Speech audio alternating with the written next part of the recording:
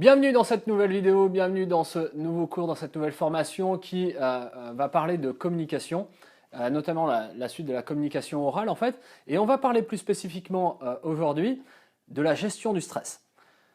C'est un vaste sujet là, parce que effectivement le stress vient au quotidien, au fond, dans notre vie, mettre un peu comme du piment, si vous voulez, au milieu de nos ingrédients de vie. Et vous allez voir que parfois c'est intéressant d'avoir un peu de piment, et puis parfois c'est un peu moins intéressant s'il y a trop de piment. Donc du coup, on va voir comment ça se passe. Les objectifs de cette séance, eh ben, effectivement, c'est savoir repérer et connaître en fait les mécanismes du stress, mais aussi connaître les conséquences au fond du stress, et notamment le stress au travail. Et puis peut-être connaître quelques outils et techniques de gestion du stress justement afin de se préparer aux différentes situations personnelles et professionnelles. Le plan, c'est donc plutôt de comprendre, reconnaître le stress au travail et puis cette fameuse gestion du stress. Alors, on va voir que dans le stress, en fait, il y a plusieurs stress. Il y a un stress qui va être nécessaire, un stress qui va être moteur, un stress qui va être destructeur malheureusement, et puis un stress, on va aller comparer le stress aigu versus, si vous voulez, contre le stress chronique.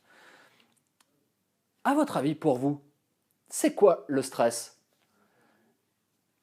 Si vous aviez une définition à y mettre, si vous aviez des mots tout simplement à y mettre, quel serait-il?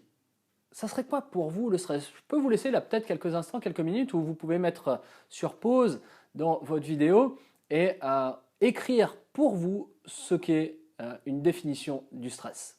Qu'est-ce que ça représente? Je vous laisse quelques instants, mettez pause et on continue pour moi, je vous dis effectivement ma position, enfin du coup ce que l'on enseigne et ce que l'on sait au fond du stress. Le stress, c'est un état en fait provoqué par une sorte de pression du temps, si vous voulez, et par des demandes qui excèdent nos ressources. Résumons. J'ai des demandes qui excèdent mes ressources, ou du moins qui me semblent excéder mes ressources, et à cause de ça, plus la pression du temps, je vais stresser. La réponse du corps à une situation stressante est composée de sentiments, d'émotions. Par exemple, ça peut être des tensions, des inquiétudes, mais aussi de l'anxiété, de la tristesse. Et au fond, en fait, ça va nous apporter du stress, ça va nous apporter des choses un peu difficiles qui vont effectivement nous mettre en difficulté.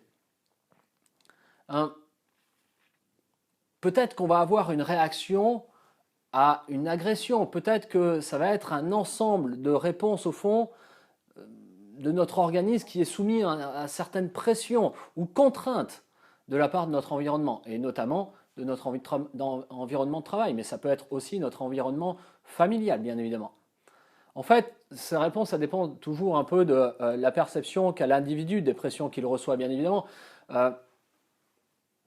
Je ne sais pas moi, vous avez une tâche qui vous est demandée en tant de temps et ça vous semble impossible à réaliser, vous en faites une montagne et vous allez stresser. Et puis peut-être qu'on aura donné la même tâche ou on vous aura même à vous donner la même tâche un autre jour, un autre moment, et puis ça vous semblera beaucoup plus abordable, beaucoup plus réalisable. Donc en fait, vous comprenez bien aussi que ce stress va dépendre de ce qui se passe de nous avec nous-mêmes. Ça va être intéressant d'aller voir ça un peu plus loin. Certains, plus que d'autres, sont intolérants ou tolérants au stress. Une définition médicale au fond du stress, ça serait qu'il s'agit d'une séquence au fond complexe d'événements provoquant des réponses à la fois physiologiques et psychosomatiques. Bref, passons. Le stress est quand même un peu différent de l'anxiété, qui est plutôt une émotion comme la tristesse, j'ai envie de dire, et qui peut provoquer des larmes ou la peur. Le stress est plutôt un mécanisme de réponse pouvant amener différentes émotions, dont éventuellement l'anxiété. D'après vous, le stress est-il mauvais? Mauvais? Vrai ou faux? Si vous deviez répondre à cette question, est-ce que le stress est mauvais? En fait, vous allez voir que le stress, il est surtout nécessaire. Oui, c'est vrai. Le stress va être nécessaire. ça va être une réaction vitale à une situation donnée qui engendre des réflexes de mise en sécurité. Je vous raconte une histoire personnelle. Histoire vraie. J'avais 20 ans et ça faisait pas longtemps que j'avais le permis, donc je me trouve un 31 décembre à 4 heures de l'après-midi sur les routes vers chez moi. Il avait neigé, il y avait du verglas et plusieurs voitures se suivaient, moi j'étais au milieu.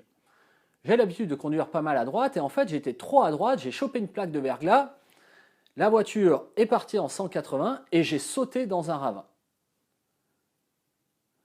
Mon stress à ce moment-là a été tel en fait que quand je me suis rendu compte que j'allais sauter dans le ravin, je ne sais pas pourquoi, je ne sais pas comment, mais ma tête s'est mise en dessous du volant. Alors je conduis un tout petit peu éloigné de mon volant, donc ça m'a bien aidé à ce moment-là, mais j'ai réussi à glisser ma tête, toute ma tête, en dessous du volant.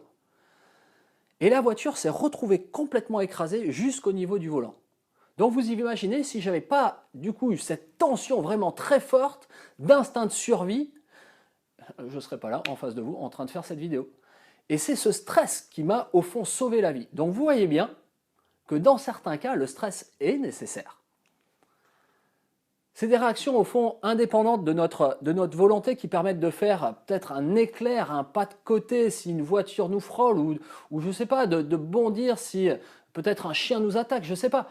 Mais donc du coup, on comprend bien qu'on a un stress qui est complètement nécessaire. Et puis, il n'y a pas que des événements négatifs, il peut y avoir aussi des événements positifs, comme, je sais pas, un mariage, un changement de travail, une promotion, une émotion amoureuse peut-être, qui va nous engendrer un stress. Mais qui peut être un stress tout à fait bon, tout à fait intéressant, un stress tout à fait même plaisant, j'ai envie de dire.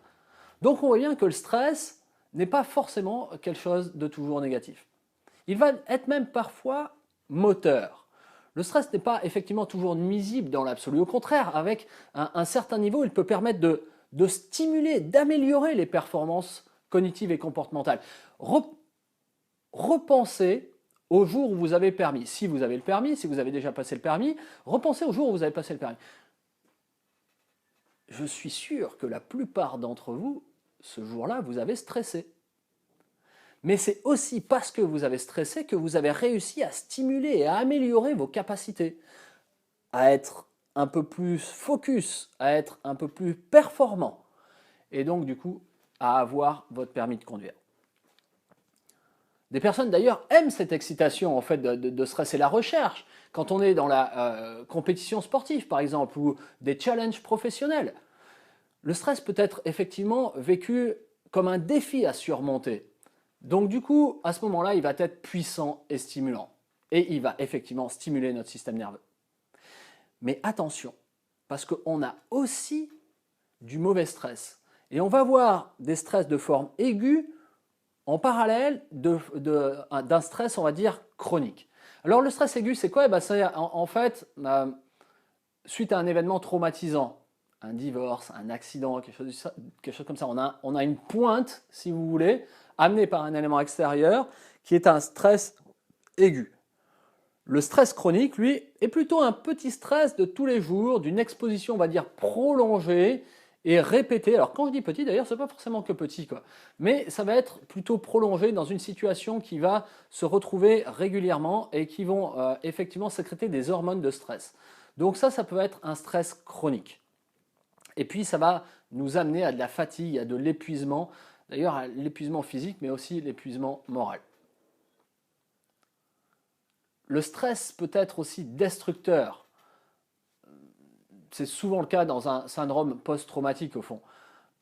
Le trouble de stress post-traumatique, ce qu'on appelle le TSPT, est un trouble réactionnel au fond qui peut apparaître suite à un événement traumatique. La mort d'un proche malheureusement, ou la peur de mourir pour nous-mêmes, ou lorsque son intégrité physique ou celle d'une personne, d'un proche, a pu être menacée.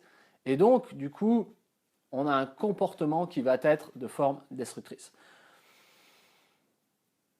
Ce niveau-là, en fait, et selon l'origine, notamment, a pour conséquence très souvent le burn-out.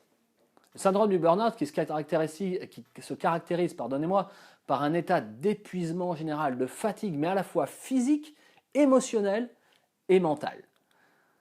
Et donc, les batteries sont à vide.